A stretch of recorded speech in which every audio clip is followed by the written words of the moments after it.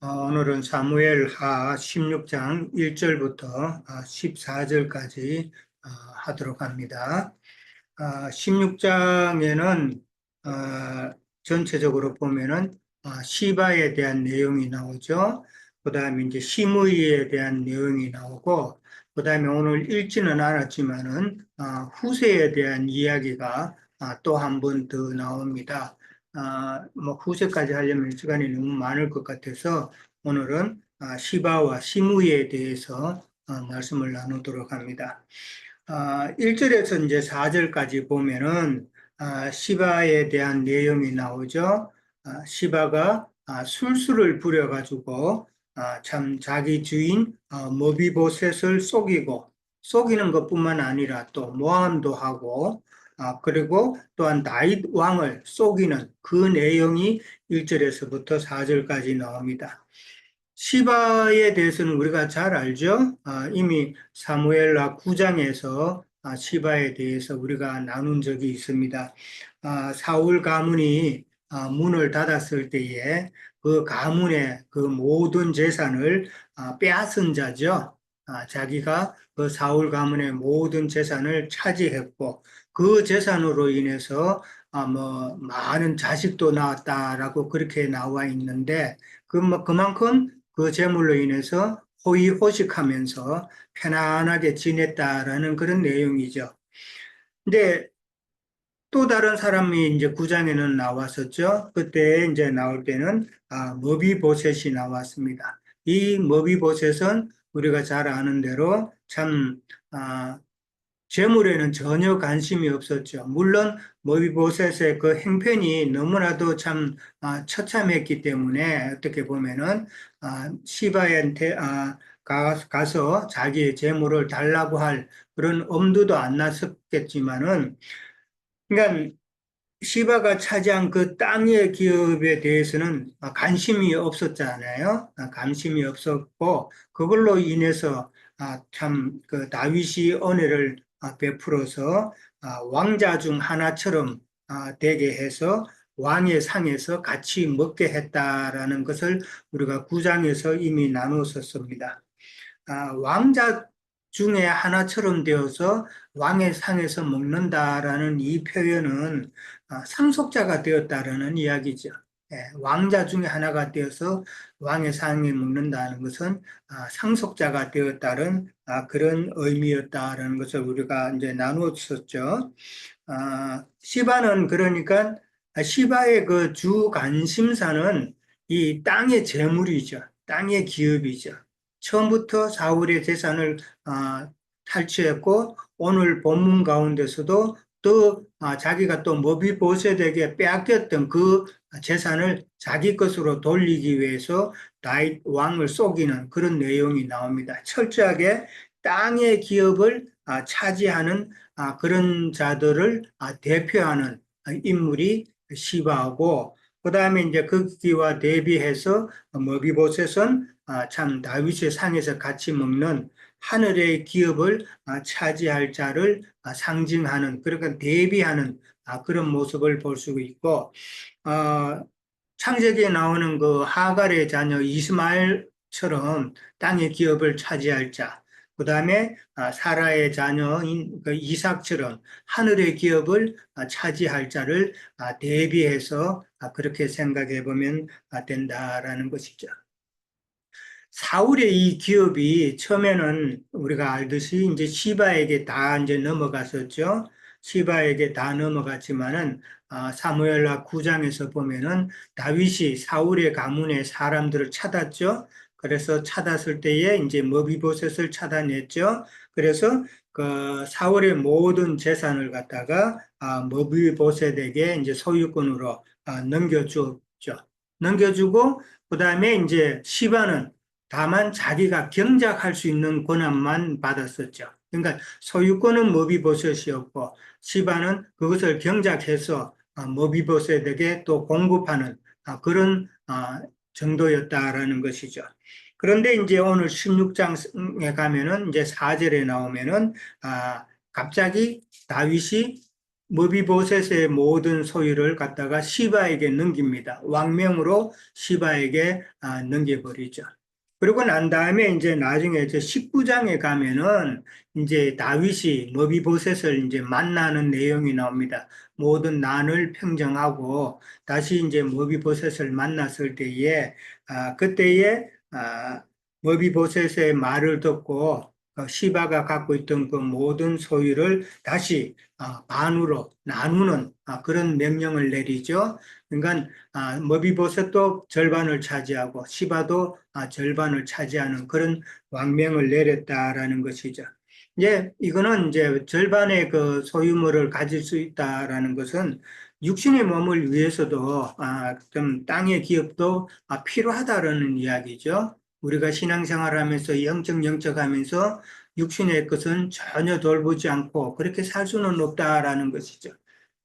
육신의 것을 위해서는 참 땅의 기업도 필요한 것이고, 그 다음에 이제 우리가 영혼의 식물을 먹기 위해서는 참 왕의 상에서 먹고 마셔야 된다라는 그런 이야기죠.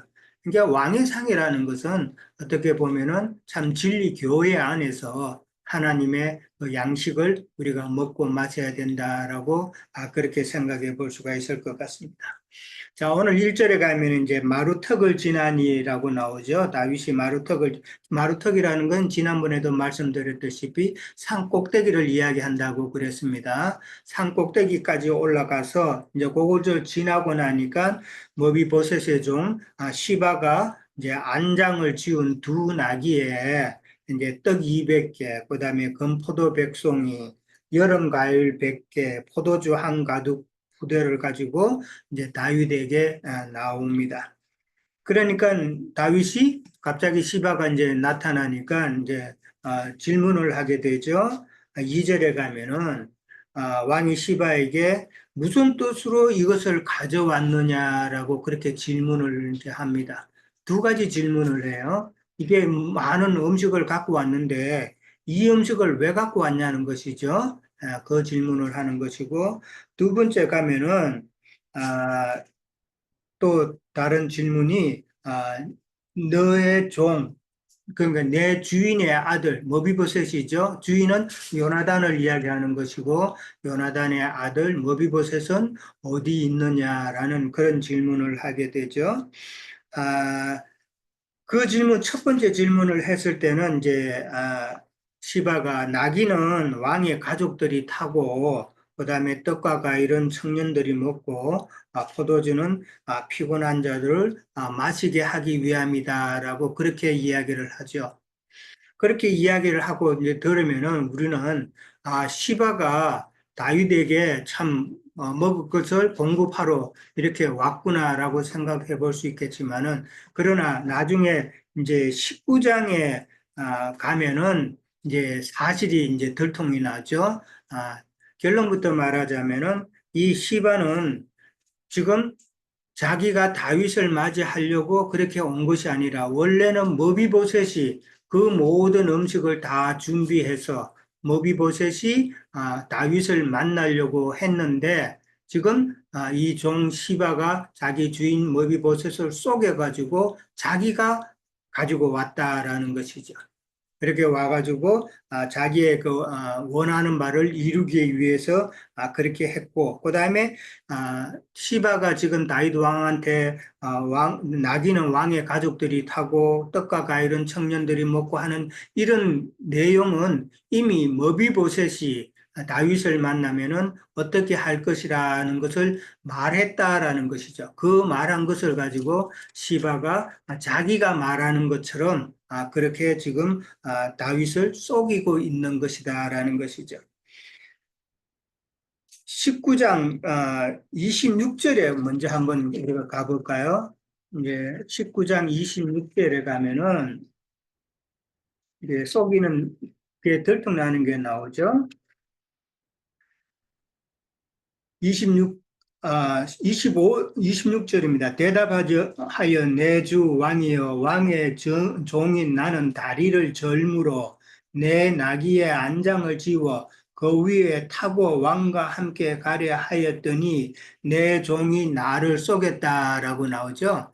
머비보셋이 이제 절름발이니까 걸어서는 못 가니까 이제 나귀를 타고 그렇게 가려고 했는데 그렇게 못 왔다라는 이야기죠. 이제 그 시바가 자기를 쏘겠다라는 것이죠. 그리고 종인 나를 내주 왕께 모함하였나이다라고 이제 그렇게 사실이 이제 드러나죠. 그만큼 참 이 시바는 자기의 주인이 가졌던 그 땅의 기업에 관심을 가져서 이런 참 술수와 모함까지 서슴지 않았다라는 것을 이제 보여주는 것이죠. 근데 이제 이렇게 들통날 뭐 사항이 있잖아요. 이제 들통날 것이 뻔한데 시바가 이렇게 왕에 속이는 이런 모습은 결국은 이제 그의 어리석음을 나타내는 그런 표현이지만은 이것도 또한 이게 우리아의 사건으로 통해서 이제 하나님을 속인 그 다윗의 그 어리석음을 지금 드러내고자 한다라는 것이죠.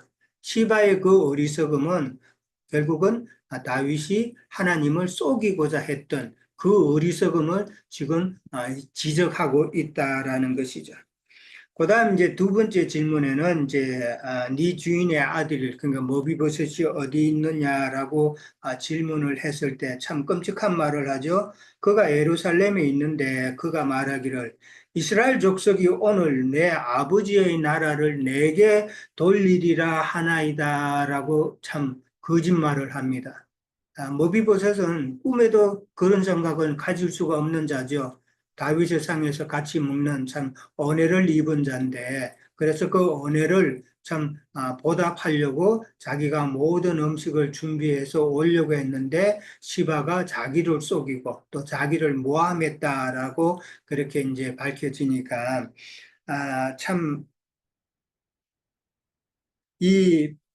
반역으로 인해 가지고 머비보셋이 그런 말을 했다라고는 하는 것은 꿈에도 생각하지 못할 것인데 시바는 참 이런 말을 진짜 입에 침도 안 마르고 거짓말을 그대로 했다라는 것이죠. 아, 이 대답을 듣고서는 이제 다윗이 또 발끈하죠. 바로 다윗은 머비보셋의 그 소유가 지금 이제 시바에게 다 넘어간다고 왕명으로 그냥 정해버렸습니다. 참 다윗이 그런 모함의 말을 듣고 참 요나단과의 그 약조를 지금 뒤집는 일이잖아요. 참 자기의 가문을 후손을 그래도 돌봐주기로 그렇게 약속을 했는데 다윗이 지금 머비보셋의 재물을 기업을 지금 시바에게 그냥 팍 돌려줘 버리니까 참 요나단과의 약조가 지금 깨어지는 그런 모습을 보게 되는데 참 다윗으로 봐서는 어이없는 결정을 하게 되는 것이죠. 참 보통 사람 같으면은 잘 그렇지 않을 텐데 아무래도 왕이 위치에 있는 사람들은 이게 반역에 대한 것에 상당히 참 많은 신경을 쓰는 것을 우리가 알잖아요. 그러니까 우리나라 역사도 그렇고 누가 반역이라는 반자만 꺼내도 참 바로 그냥 뭐 상대 그를 죽이고 하는 그런 일들이 있었잖아요. 마찬가지로 다윗도 지금 그런 상태인데 야고보서 1장 19절에서 20절에 보면 우리가 많이 인용했던 말씀이 있죠. 듣기는 속히 하고 말하기는 더디하고 또 성내기도 더디하다라고 그랬고 사람의 성내는 것이 하나님의 의를 이루지 못한다라고 그랬는데 지금 다윗은 여기에서 완전히 넘어졌죠. 참 더디 말하지 못했고 성내는 것도 금방 또 성을 내므로써 하나님의 의를 이루지 못하는 다윗의 모습을 봅니다. 나단 선지자가 칼이 네 집에서 영원토록 함께 떠나지 않을 것이다라고 했던 그 예고의 말씀은 결국은 다윗뿐만 아니라 우리 인생 모두에게 해당되는 말이잖아요.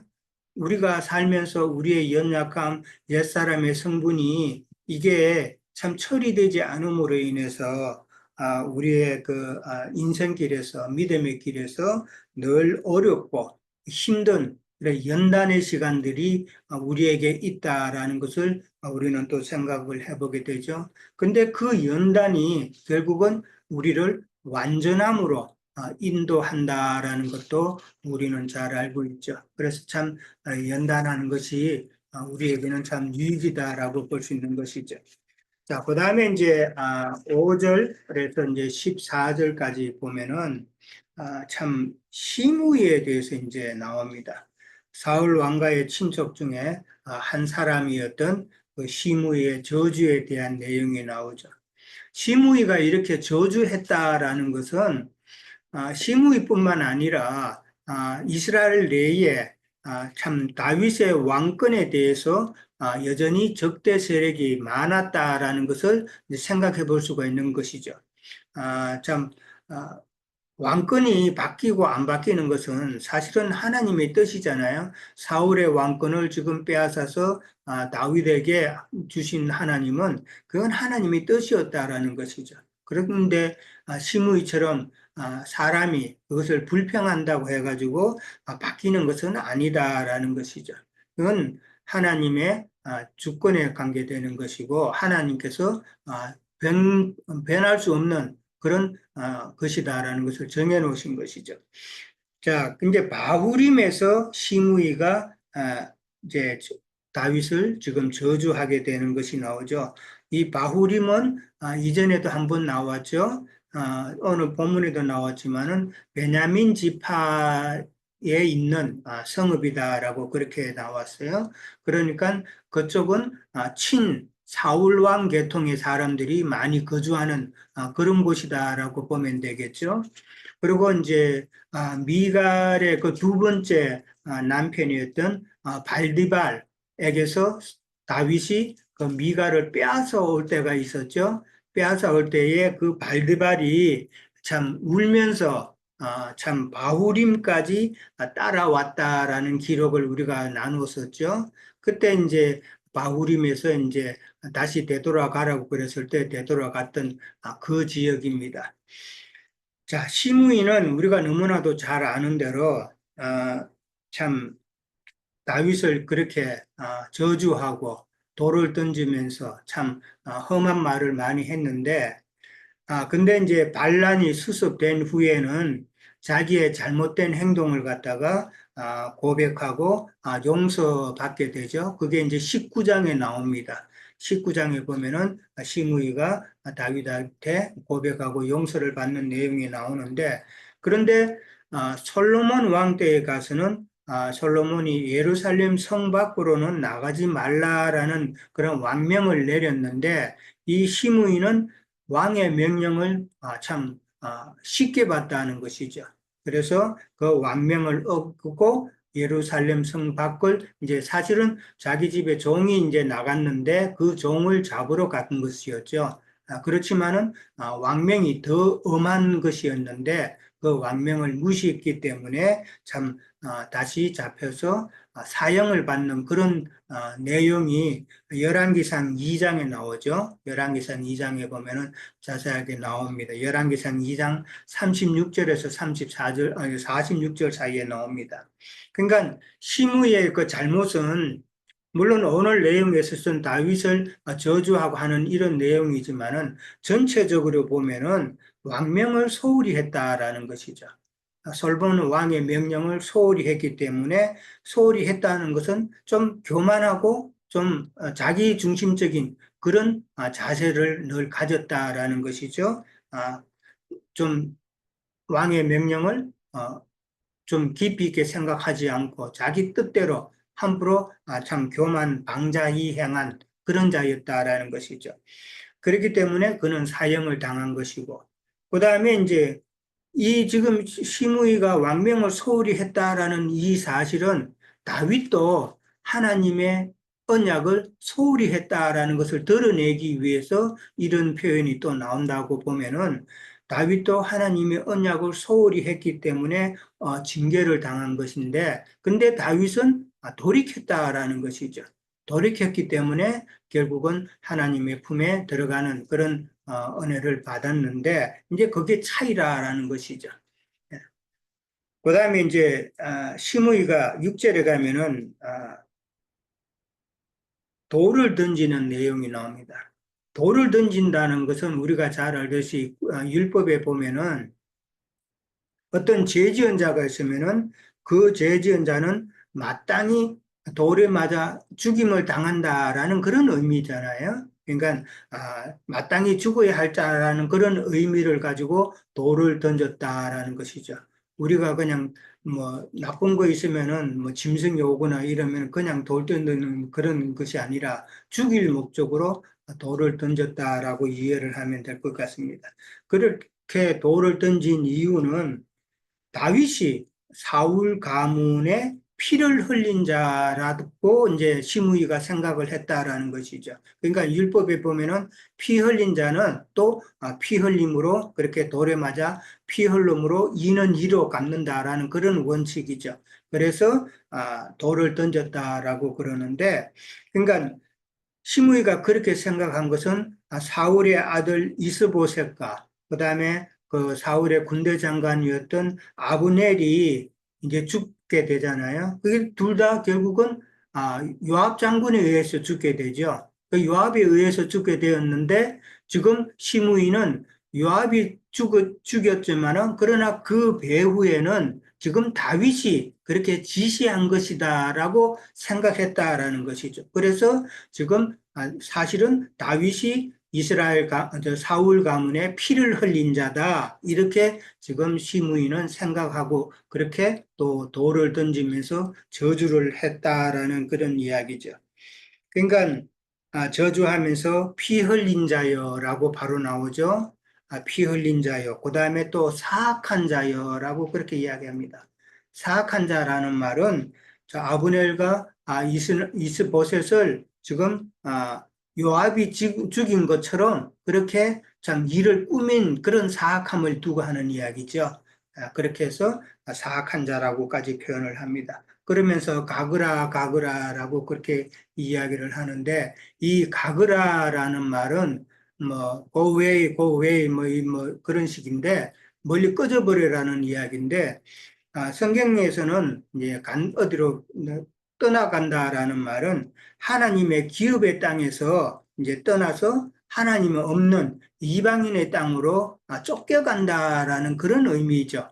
그런 의미이기 때문에 참 이것은 에덴 동산에서 참 쫓겨나는 그런 모습이고 그다음에 이제 바깥 어두움에 슬피 울며 이를 가는 그런 지경에 처하는 그런 모습이 바로 간다라는 그런 모습이다라고 생각을 해보면 될 것 같습니다.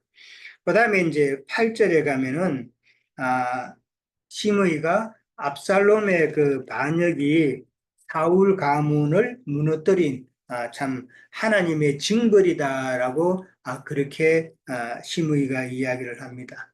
그리고 돌을 던졌죠. 그 다음에 저주를 하게 됐죠. 그 다음에 참 압살롬의 반역은 다윗이 참 받을 하나님의 행벌이다라는 그런 이 세 가지 단계를 이야기를 하면서 참 다윗의 그 옛사람은 죽게 되고 그 다음에 또 장사케 되고 그 다음에 새 사람으로 부활케 하시는 그런 하나님의 일하심을 지금 이야기하는 것이 아닌가라고 생각을 해봅니다. 그러니까 돌 던진다는 건 이제 죽이는 거잖아요. 그리고 또 저주하고 그다음에 참 다윗의 그 잘못된 것을 하나님께서 징벌하신다라고 이렇게 말하니까 참 하나님께서는 다윗을 통해서 그런 옳은 순간들을 통해서 지금 새 사람으로 만드시는 하나님께서 일하시는 것이다라는 것이죠.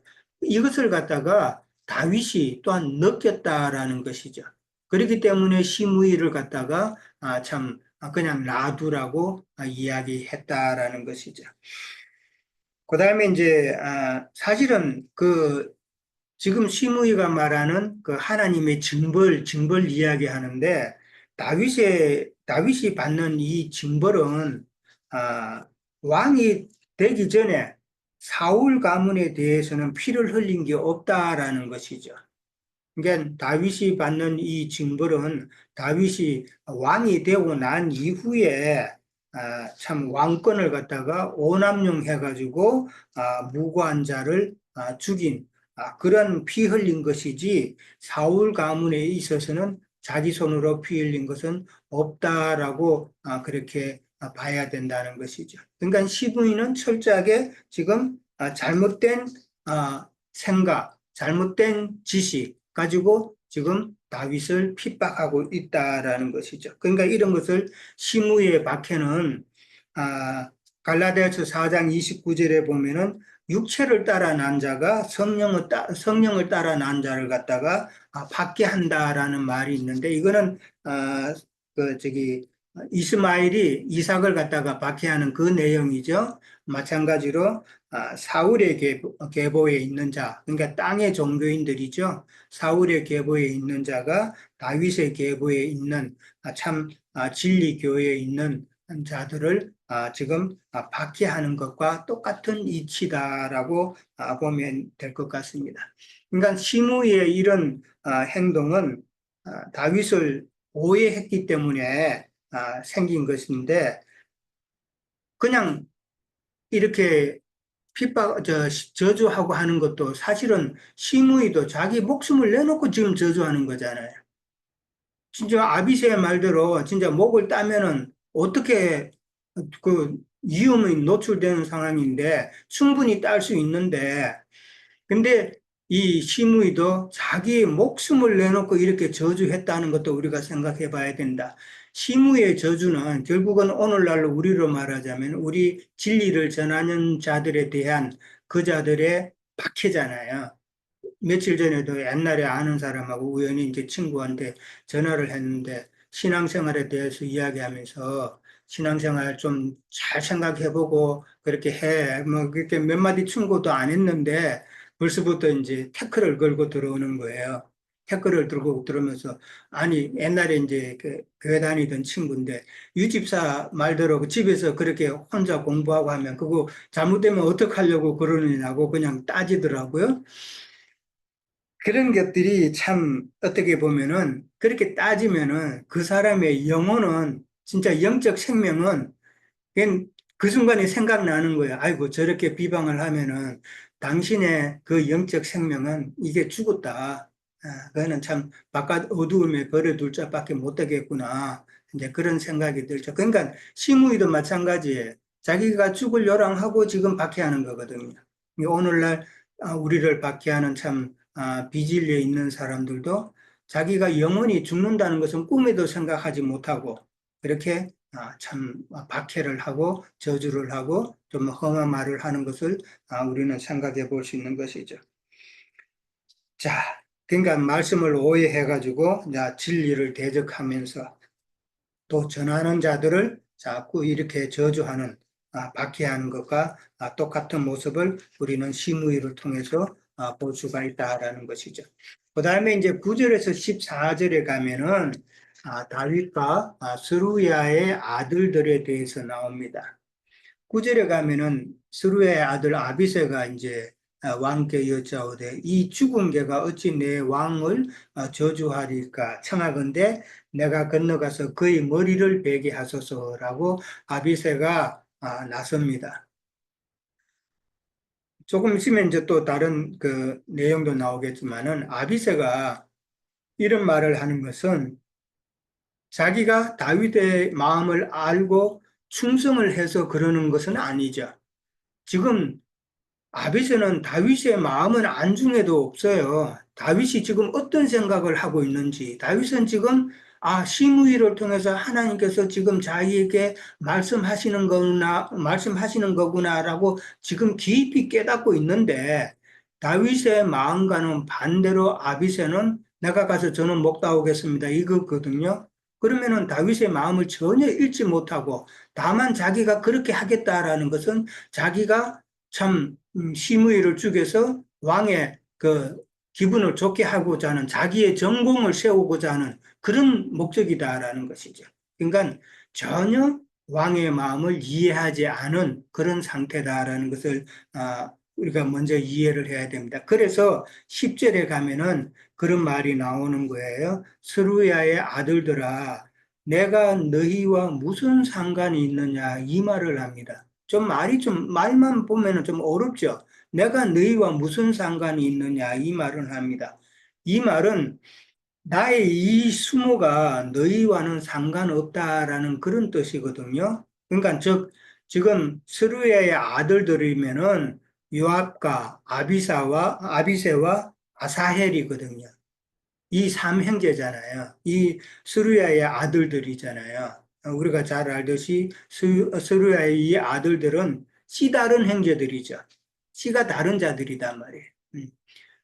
그 자들은 즉 지금 다윗의 마음을 전혀 살피지 못하고 자기들의 그 권력만 관심이 있는 자들이다라는 것이죠. 그것을 지금 다윗이 너희가 나와 무슨 상관이 있느냐라는 식으로 그 사람들의 그 속마음을 다윗은 이미 알고 있다라는 것이죠. 그러니까 시므이를 죽여가지고 그 민심이 죽였다고 해가지고 민심이 지금 다윗에게 돌아오는 것도 아니고 그렇게 또 죽여봤자 도리어 민심이 더 떠날 것인데 그런 짓은 하지 말라는 것이죠. 그러니까 조금 전에도 말씀드렸지만 시므이를 통해서 지금 하나님께서 다윗에게 하시는 말씀으로 다윗은 지금 이해했다라는 것이죠. 이해만 할 뿐 아니라 자기가 그동안 해왔던 그런 부족한 것을 자기가 깨달았다라는 것이죠. 그래서 10절 후반절에 보면은 그가 저주하는 것은 여호와께서 그에게 다윗을 저주하라 하시미니 네가 어찌 그리하였느냐 할 자가 누구겠느냐라는 것이죠. 그러니까 지금 그가 저주하는 것은 하나님께서 지금 다윗에게 하시는 말씀이다라는 것을 깨달았다라는 것이죠. 그러니까 시므의 말에 다윗은 충분히 잘잘못을 따질 수가 있죠.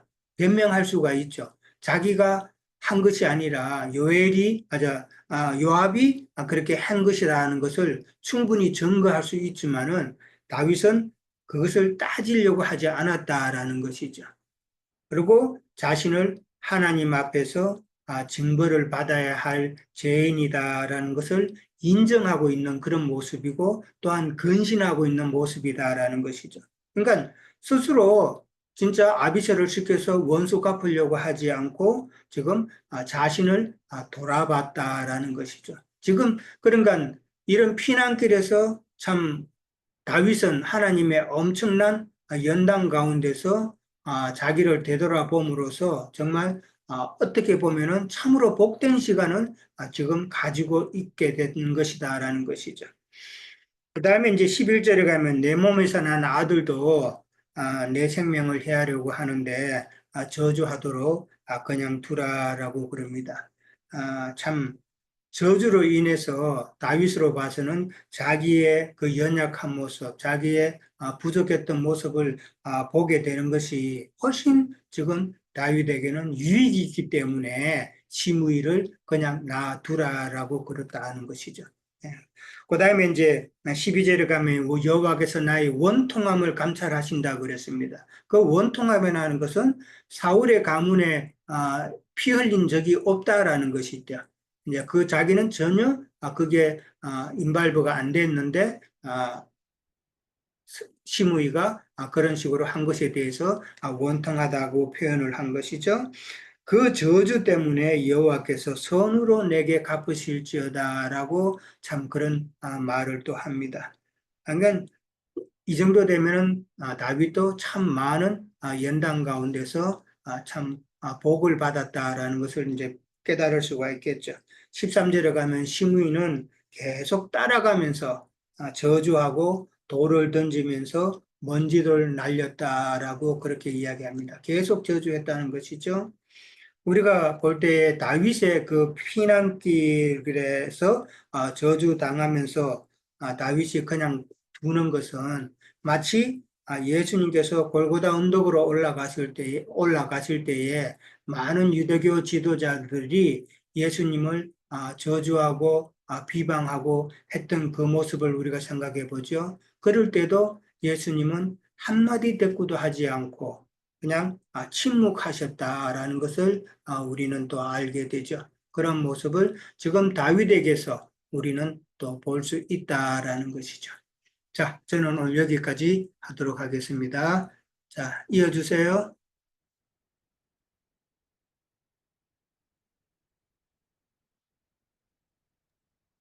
네, 네, 뭐 형제님 증거를 잘 해주셔서 뭐 같이 또 부족하지만 나눠보겠습니다. 예, 예, 사무엘하 16장 이렇게 읽으면서 저도 그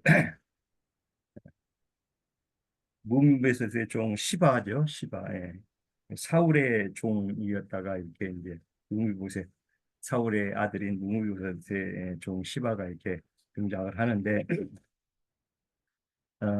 동사역자들을 대표한다고 이제 이렇게 뭐 우리 형제님 증거를 통해서 많이 들어왔죠. 저도 이제 그 종에 대한 그 사역자들을 생각을 하게 됐는데 이 종의 사역자들은 사실은 주님의 진정한 진리의 종으로 사역을 하면은 이게 맞는데 이렇게 겉으로 나타난 종, 뭐 우리 소은이 저도 세상 교회에 있을 때 주의 종 하는 소리를 많이 들어가지고 주의 종한테 잘해야 된다고 자기들 뭐 잘 높임을 받아야 뭐 사역하는데 여러 가지 뭐 유리한 점이 있으니까 이제 그렇게 종을 이렇게 드러나게 이렇게 하는 걸 많이 보죠.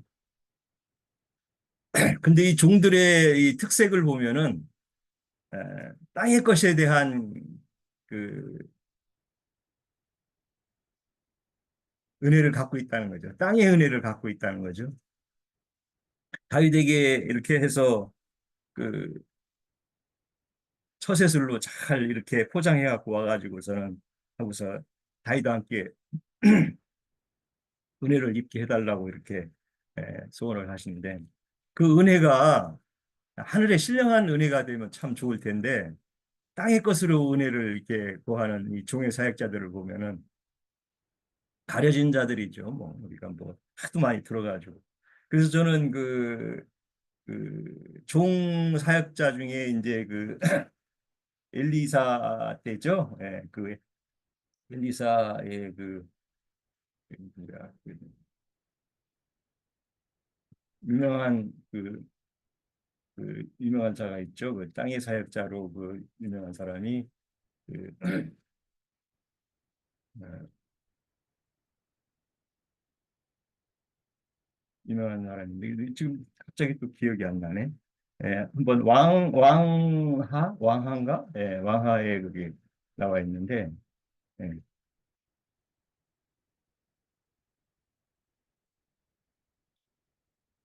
제가 적어놨는데 어떻게 이해가 안 되네. 예. 왕하에 보면은 음,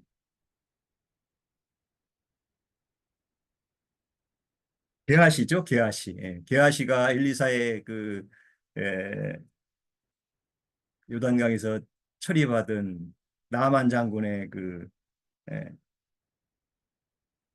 그 살해금을 이렇게 받고 싶어가지고 속이고 가서 은 두 달란트를 이렇게 받는 장면이 나오는데 참 에, 나만 장군이야 당연히 치료받았으니까 게하시아한테 주든 뭐 에, 엘리사한테 주든 줘야 되는 그런 입장인데 엘리사는 그걸 받을 그런 저기가 아니죠. 왜냐하면 하나님의 것으로 치유를 한 사역자들은 뭐 우리가 그걸 자기 것으로 그걸 돌릴 수는 없죠. 그래서 그걸 받지 않는 것이 당연한 건데 게하시는 그 재물에 대한 욕심이 있기 때문에 처리되지 않았기 때문에 거기서 그냥 그렇게 나만에게 이렇게 받는 뒤로 받는 그래서 결국은 그 나만의 그 문둥병이 나병이 게하시한테로 그대로 올려갔죠. 오늘날 사역자들이 잘 보면은 그 문둥병이 걸려 있다는 거예요. 참 불행한 일이죠. 그래서 그 하늘의 은총을 땅의 것으로 이걸 뒤집었을 때 이 얼마나 큰 저주가 옵니까? 시바도 마찬가지죠. 땅의 것으로 그렇게 에, 치부를 하려고 이렇게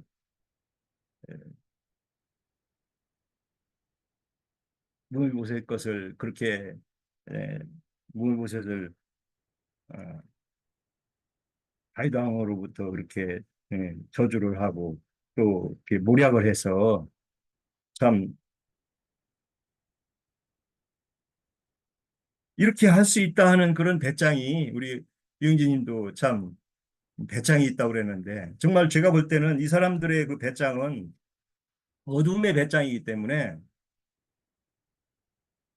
그걸 어떻게 그렇게 에, 금방 드러날 거를 뻔히 알면서도 이렇게 응? 무무것을 모략을 하는지 정말 오늘날 사역자들도 마찬가지일 거예요. 예수님이 그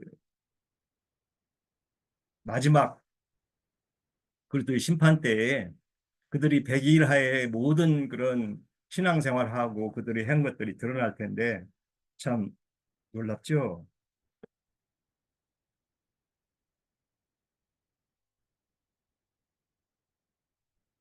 저는 얼마 전에 이제 신문에서 그런 걸 봤어요. 그 어떤 교단인지 제가 뭐 정확하게는 보진 않았는데 일면에 예수님은 사기를 치고 구원자로 땅에 오셨지만 사기치고 죽고 그리고 아무 소식이 없다는 거예요. 일면이 아주 대대적으로 실었더라고요. 그 사람들이 되게 휴거론자들의 그런 관련된 있는 그런 기독교 집단 같아요. 그 시므이의 저주를 보면서 그 생각이 나더라고요. 예수님은 무능하게 와서 그냥 죽기만 했다는 거예요. 십자가에서 죽으시고 그냥 부활해서 가시기만 했고 실제적으로 오신다는 예약을 말은 했지만 오시지를 않는다는 거예요. 그들에게는 진짜 그 시므이의 저주가 응하는 것 같아요. 저는 볼 때. 왜냐하면 죽고 부활하셔가지고 재림을 하신 예수님을 우리는 믿는 사람들이고 재림한 예수님을 기대하는 사람들은 오늘날 교회 생활이 천국 생활이 이루어지는 건데 그분들은 천국 생활이 이루어지질 않기 때문에 자기들이 소망한 것들이 저주로 되는 거예요. 기독교인들이 그 여러 가지 계파들이 많지만 예수님 부활하시고 올라가셔서 하나님 우편에 앉아만 계시지 성령이라는 분만 보냈지 오시질 않았다고 철떡같이 믿는 거예요. 거기에서 파생되는 그 예수님을 신앙하는 자들의 저주가 어떻게 임하는지를 우리는 잘 봐야 된다고 봐요, 저는. 여러 가지 거기에 대한 파생들이 많이 오는데 그래서 서신서에서도 보면은 늘 은혜 안에 있어라. 은혜가 이제 카리스인데 은혜 안에 있지 않는 자들이 그 영으로 오신 주님을 모르는 수밖에 없는 거예요.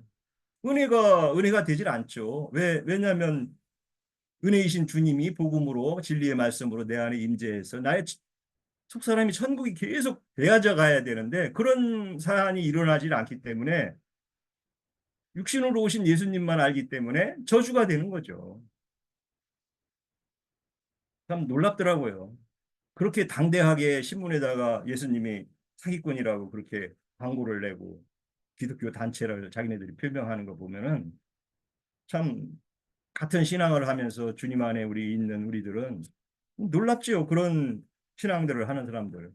뭐 여호와 증인들도 거의 뭐 마찬가지예요. 그 사람들 땅의 것을 추구하고 땅에 어떤 소망을 두고 신앙하는 사람들이 뭐 그러다가 나중에 어떤 돌변된 상태로 그 사람들이 나올지를 모를 거예요. 몰라요. 그들의 그 가끔 저는 그 카톡으로 자기들끼리 그 내통하는 얘기도 가끔은 한번 봤는데 조금만 기다리자 이거예요. 천국이 이 땅에서 이루어지는데 이제 다 올 때가 다 됐대. 왕국 선포가 이루어진 지가 지금 뭐 1945년인가 절대년도서부터 지금까지 왔으니까 뭐 거의 다 됐다는 거예요. 그러니까 조금만 기다리자는 거예요. 조금만 기다려서 이제 안 오면 예수님이 안 오면 천국이 실현이 안 되면 그 사람들은 예수님 저주할 수밖에 없는 거예요. 자기들 뜻이 안 이루어지니까. 참 이런 것들이 그 신앙에서는 참 놀라운 일들이라고 저는 봐요. 예수님이 그렇게 우리들은 재림을 하셨고 우리 임재 안에서요 임마누엘이 되고 정말 또 오셔야 될 사람들은 마라나타가 돼서 오늘도 예수님을 영접하는 사람들은 영접을 해서 구원을 또 이루어 가야 되는 것이고 그런 체계가 아, 있어야 되는 것이 참 놀랍죠. 에, 아까 우리 구절에 보면 수리아의 아들 아비새가 이제 그 왕을 저주하는 시므이를 가서 죽이겠다 이렇게 하는데 이런 사안은 우리가 보면은 그 마태복음에서도 나오죠. 그 베드로에게도 나왔는데 마태복음 16장 23절이죠. 제가 한번 읽어보겠습니다. 마태복음 16장 23절. 23절. 베드로가 예수를 붙들고 항변하여 이르되 주여 그리마옵소서 이 일이 결코 죽게 미치지 아니하리이다. 주님을 생각해서 지금 하는 얘기거든요. 왜냐하면 이제 곧 나는 십자가에서 죽을 거다. 그리고 고난을 받고 이렇게 할 거다 하니까 베드로는 못마땅한 거죠. 주님이 당장 죽는다는데. 그래서 주님께서 이제 다시 얘기하죠. 사단아 내 뒤로 물러가라. 너를 나는 넘어지게 하는 자다. 내가 하나님의 일을 생각하지 아니하고 도리어 사람의 일을 생각한다. 아까 우리 유영진님도 얘기하셨지만 이 사람의 일을 생각하는 자들은 계시가 가려질 수밖에 없는 거죠. 베드로도 이때는 육신으로 오신 예수님 안에 있을 때 이런 지적을 받게 되는 거죠. 계시가 없는 상태가 이런 현상이 이루어진다는 것이죠. 계시가 없으면 자기가 드러나는 것이고 계시가 있는 자들은 하나님이 진리의 말씀이 드러나는 거거든요. 자기를 나타내기 원하는 자들은 꼭 이렇게 때가 되면 나타나요. 베드로의 이런 상태가 지금 수르의 아들 아비사의 상태죠. 우리가 신앙생활을 하다 보면은 이제 결국은 어떤 그 상황이 되고 어떤 여러 가지 상황이 왔을 때 거기에 대응하는 우리의 어떠함이 이제 거기에 우리 정도죠. 저도 예외는 없다고 봅니다.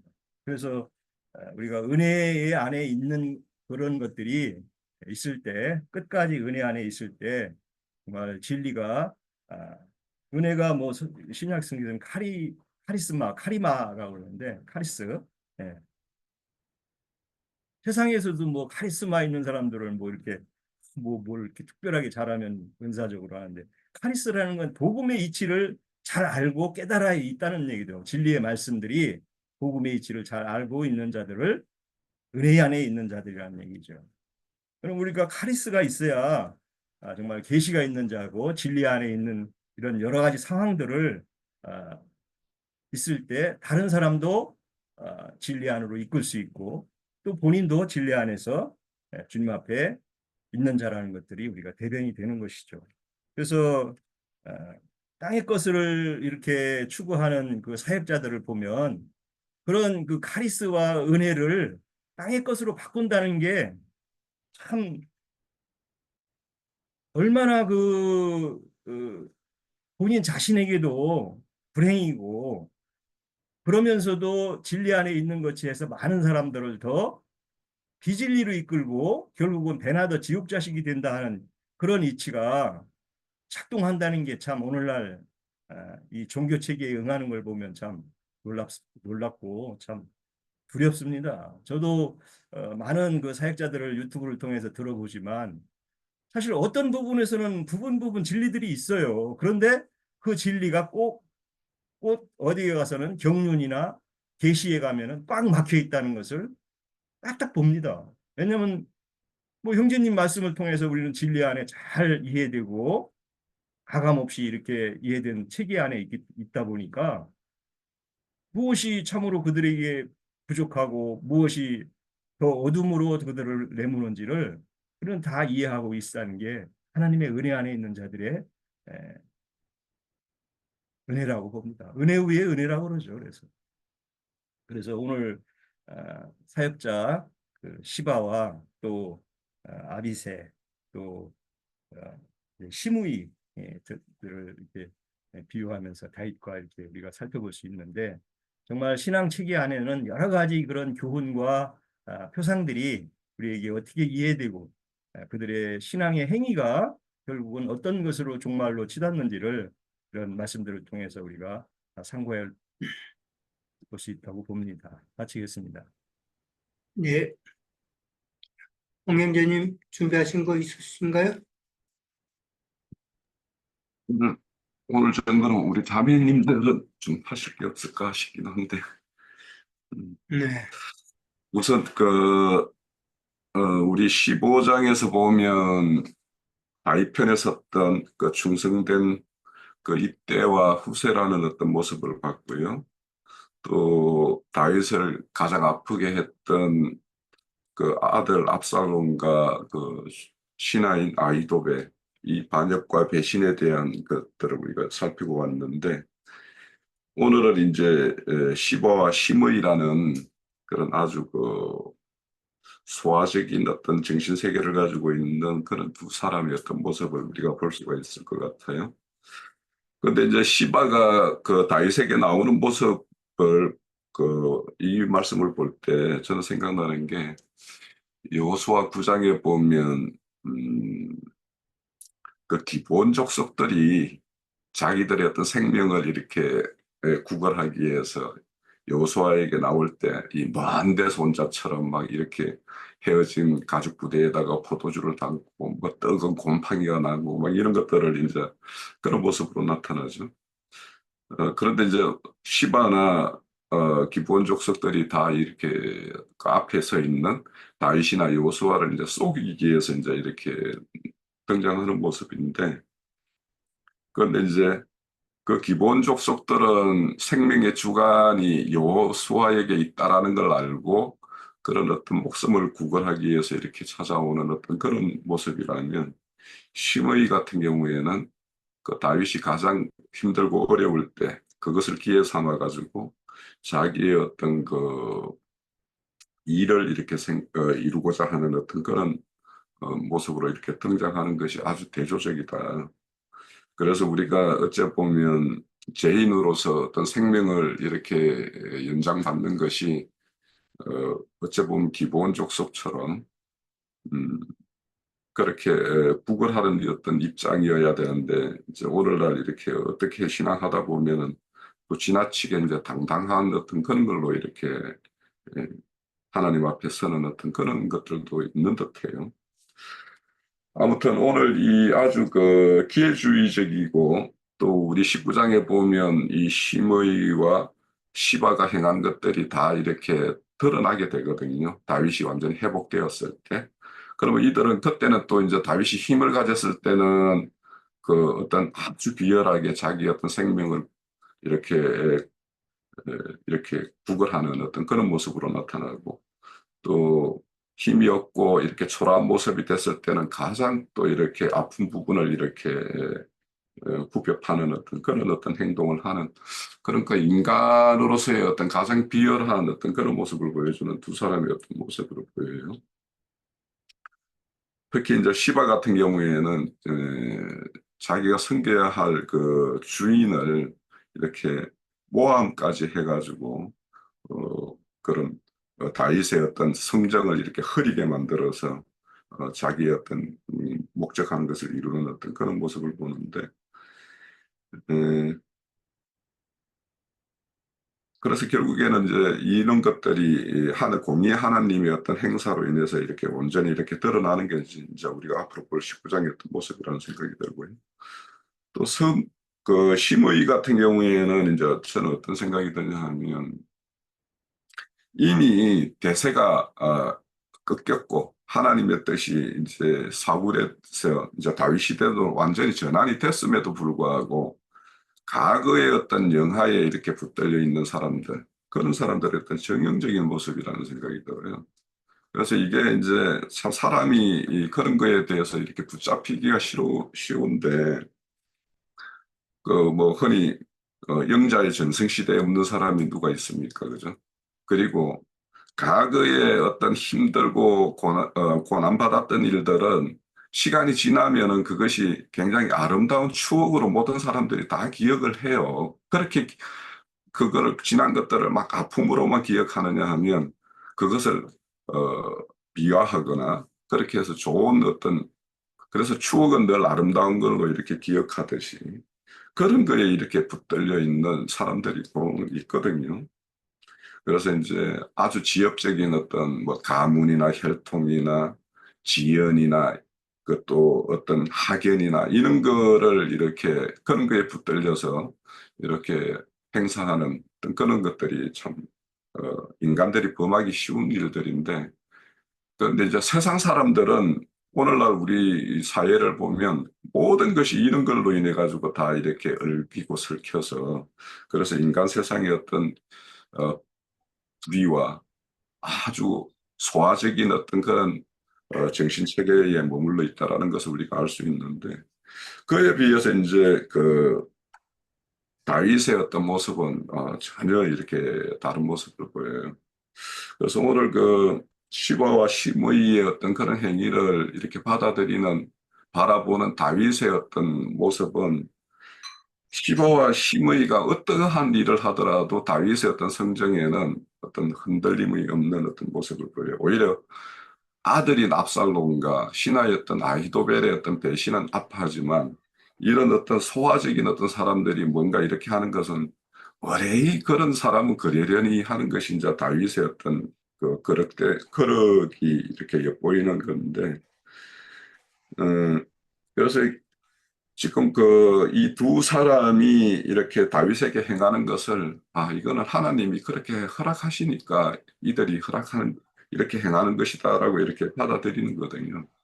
그래서 우리 15장에서도 이렇게 피난길 오를 때에도 뭐 맨발로 뭐 머리를 풀고 뭐 눈물을 흘리면서 이렇게 했던 것이 누군가를 원망하기보다는 자기에 의해서 비롯된 어떤 이런 비극적인 사실이었고 또 오늘 16장에서는 이 두 사람의 어떤 그런 행태도 자신의 어떤 부덕이다라는 어떤 그런 걸로 이렇게 받아들이는 어떤 다윗의 신앙 인격이라는 것들이 좀 엿볼 수 있다라는 생각이 들고 그래서 이제 가장 인간적인 해결 방법을 이렇게 생각했던 그 아비새의 어떤 행위 이것은 예수님을 잡으러 왔던 그 어떤 무리들 중에서 그 말코의 어떤 길을 이렇게 잘랐던 베드로가 행하는 것과 이 아비새가 행하고자 하는 것이 똑같은 거죠. 그래서 그런 것들도 좀 그래서 이게 이제 사람의 성정이 앞서면은 이제 뭐 아비새와 같이 또 베드로와 같이 그렇게 안 할 사람이 있겠는가. 그래서 이런 어떤 극박한 상황에서 하나님의 어떤 뜻을 생각하고 자기의 어떤 심중의 어떤 그런 것들을 하나님의 어떤 헤아림이 되기만 바라는 어떤 그 다윗의 모습은 어, 그 말씀에 있죠. 우리가 소망 중에는 즐거워해야 되고 또 환난 중에는 길이 참아서 하나님께 그런 어, 항상 기도하는 모습 이런 것들에 대해서 힘쓰라 하는 것들이 이 현재 다윗이 행하는 어떤 모습이라는 생각이 들고 이 다윗과 오늘 이 말씀을 보면서 저는 다윗과 욥이 대조를 이루고 있다라는 생각이 들었어요. 그래서 욥의 어떤 가장 아픈 그런 어떤 상황이었을 때 찾아온 욥의 친구들이 그렇게 욥을 이렇게 막이 헤아리 그 아픈 부위를 이렇게 희벽할 때 그 욥은 끝까지 항변을 하다가 나중에는 이제 결국에는 하나님이 이렇게 등장해서 이제 욥의 어떤 모든 것을 이렇게 바꾸는 어떤 그런 것이 있는데 다윗은 이제 그렇게 자기 아파할 때 어떤 시바와 시므이가 이렇게 행하는 것들을 그대로 수용하고 이렇게 하는 것이 욥의 어떤 신앙 인격과 다윗의 신앙 인격의 어떤 그런 현재의 어떤 신앙 단계의 어떤 그런 대조를 이루는 모습을 좀 볼 수가 있는데 그래서 우리가 이제 이 시바와 같은 어떤 땅의 것에 이렇게 집착되어 있는 사람과 시므이와 같이 과거의 영화에 이렇게 붙들려 있는 사람 그런 사람들이 이제 우리 그 예전의 것들을 몸버리고 그대로 이렇게 켜켜이 이렇게 그 쟁겨가지고 있다가 뭐 말만 하면 옛날에 내가 어떤 것들 뭐 어떤 시대 때 뭐 어떤 신앙의 어떤 그런 가정들을 막 이야기 내놓는 사람들이 있는데 그런 거와 또 뭐 비슷한 이유가 아닌가 싶어요. 그래서 어째 보면 시대의 전환이 되었고 모든 것이 하나님의 뜻이 이제 이렇게 변했다라는 것을 이렇게 모르는 사람들이 범할 수 있는 그런 우가 심의와 같은 거고 또 19장에 가서의 어떤 보이는 모습들을 보면은 그런 류의 사람이니까 또 이런 일을 할 수밖에 없는 거다라는 어떤 태생적인 어떤 한계에 머물러 있는 어떤 그런 것들도 좀 볼 수 있다는 생각이 들어요. 그래서 이 고난과 멸시를 당할 때 욥의 어떤 신앙인격과 다윗의 신앙인격이 드러나듯이 우리 또한 그럴 거다. 우리가 누구에게 이렇게 뭔가로 고난당하거나 멸시를 당할 때 그 사람이 이렇게 드러나는 모습이 어떠한가는 그 사람의 어떤 신앙 단계와 그 사람의 어떤 신앙 인격과 같을 것이다. 그래서 그런 것이 드러나고 남들에게는 표현 안 했지만 내 속에 이제 혼자서 벌벌 끓는 것이 있을 때, 아, 내가 이런 수준에 있구나라고 서로 이제 좀 자기를 돌아보면, 음, 다윗의 어떤 그런 면모를 우리는 또 이렇게 배우고 닮아가야 되는 그런 이상이 생기는 게 아닌가 생각을 합니다. 자, 전 오늘 정부 마칩니다. 예. 혹시 또 다른 자매님들 중에서 혹시 하실 말씀 없으세요? 늘 형제들만 하니까 자매님들은 아이, 발표할 생각을 못 하시는 것 같아요. 예. 장로 형제님 늦게 들어오셨는데 혹시 뭐 하실 말씀 있으신가요? 없으세요? 네. 이빨이 뭔가 안 좋으시구나. 예. 예. 예, 그러면 오늘은 여기까지 하도록 하겠습니다. 다음 주에 또 뵙도록 하죠. 자, 여름 날씨에 다들 건강하세요. 예, 자, 들어가세요.